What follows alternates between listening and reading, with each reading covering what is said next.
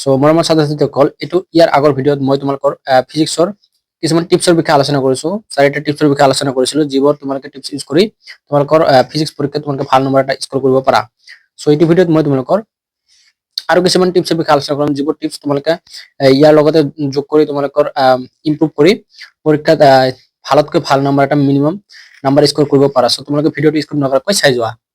এইটো ভিডিঅ'ত মই তোমালোকক দেখিবলৈ পাইছা কি লৈছো। প্ৰথম নম্বৰ যেটো তোমালোকে ইউজ কৰিবা সেইটো হ'ল তোমালোকৰ ডেৰিভেশ্যন তোমাৰ যিমানখিনি ডেৰিভেশ্যন থাকে সো গোটেইখিনি তোমালোকে ভালদৰে চাব লাগিব।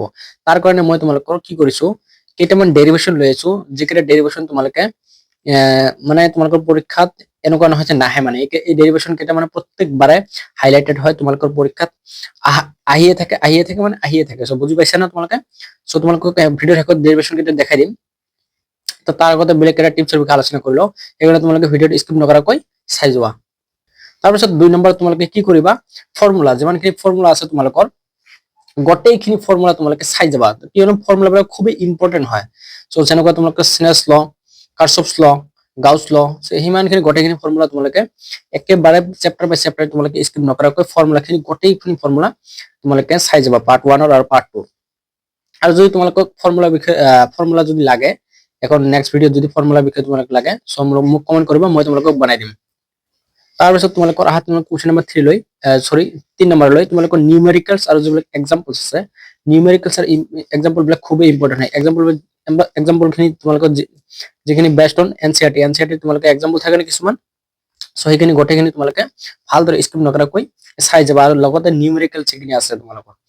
সো এই তিনিটা টিপছ তোমালোকে ইউজ কৰিবা। তাৰপিছত কি ইউজ কৰিবা তোমালোকে প্ৰিভিয়াছ ইয়াৰ কুৱেশ্যন পেপাৰ। মই কৈয়ে থাকো তোমালোকক প্ৰিভিয়াছ ইয়াৰ কুৱেশ্যন হয়তো সবে তোমালোকক কয় কিয়নো প্ৰিভিয়াছ ইয়াৰ কুৱেশ্যনৰ পৰা তোমালোকৰ মিনিমাম কুৱেশ্যন বিলাক 50% বা 60% প্ৰিভিয়াছ ইয়াৰ কুৱেশ্যনৰ পৰা আহি থাকে। সো সেইকাৰণে তোমালোকে স্কিপ নকৰাকৈ প্ৰিভিয়াছ ইয়াৰ কুৱেশ্যন পৰা মিনিমাম আপ টু 5 ইয়াৰ্ছৰ প্ৰিভিয়াছ ইয়াৰ কুৱেশ্যন বিলাক চাই যাবা।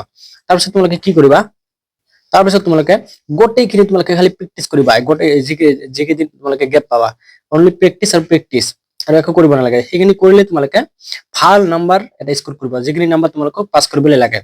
সো মোৰ ছাত্ৰ-ছাত্ৰীসকল এতিয়া তোমালোকক মই কিছুমান ডেৰিভেশ্যন দি দিম। এই ডেৰিভেশ্যনখিনি তোমালোকৰ পৰীক্ষাত আহিছে তোমালোকে কুৱেশ্যন ওলাই চাবা এই ডেৰিভেশ্যনৰ পৰা তোমালোকৰ কুৱেশ্যন বিলাক আহিছে। সো এতিয়া ভালদৰে চাই লোৱা। সো ইয়াৰে প্ৰথম ডেৰিভেশ্যনটো হ'ল তোমালোকৰ চাই লোৱা magnetic field on the axis of a circular coil. So ইয়াৰ প্ৰথম নম্বৰ যেটো ডেৰিভেশ্যন হয় এইটো তোমালোকে ভালদৰে চাবা।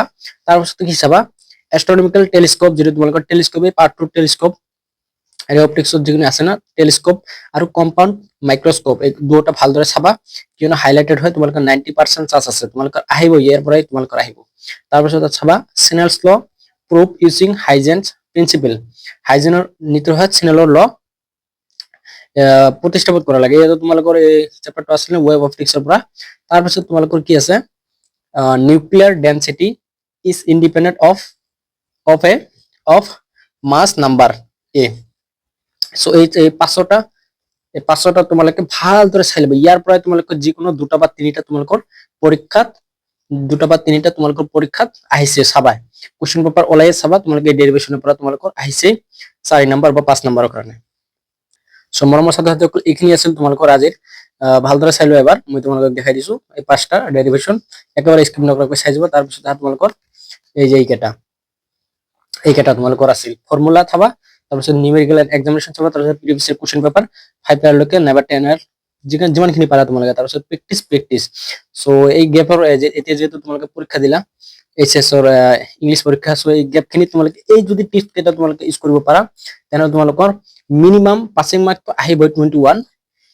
তাৰ বাহিৰেও তোমালোকে মিনিমাম 30 to 40 নম্বৰ স্ক'ৰ কৰিব পাৰিবা। সো আজিৰ কাৰণে ইমানেই। ধন্যবাদ।